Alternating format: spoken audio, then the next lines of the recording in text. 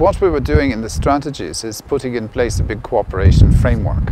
So I suppose it's very natural that when it comes to financing the projects that come out of that discussion, they're cooperation projects, so their natural home tends to be in cooperation programs. And in the Baltic in particular, it's so clear that the cooperation programs rose very well to this ask, to this demand, to this challenge. And this is, I think it's got the strategy moving in a very positive way straight away. What we've always said is, everybody has always said, we're in the business of mobilizing all funds. It's about also aligning national funding, EU national funding, and making sure that the cooperation possibilities that are outside programs, cooperation programs can also be that can also be utilized. That's been a bigger, how do they say, challenge.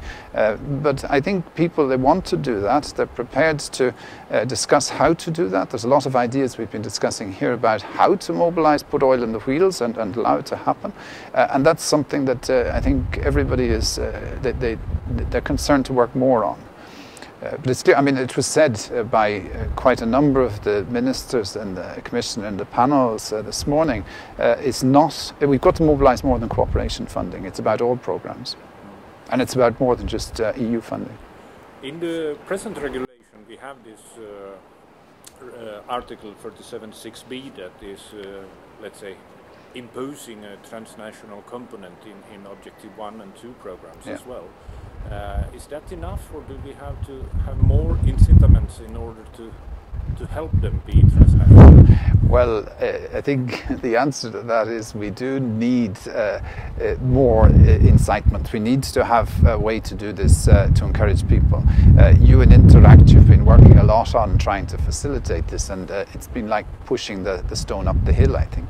And I think it wasn't necessarily understood when this was put in place that, again, what you need is the spark that makes it work. You need something that breathes the spirit into it to make it come to life, and it can't be just left to happen of its own accord, or not so much. So I think people want to pay attention to that. Yes, we want to do better on this, and I think there are quite a number of proposals for the new period that help in that respect. And I think everybody's realised this.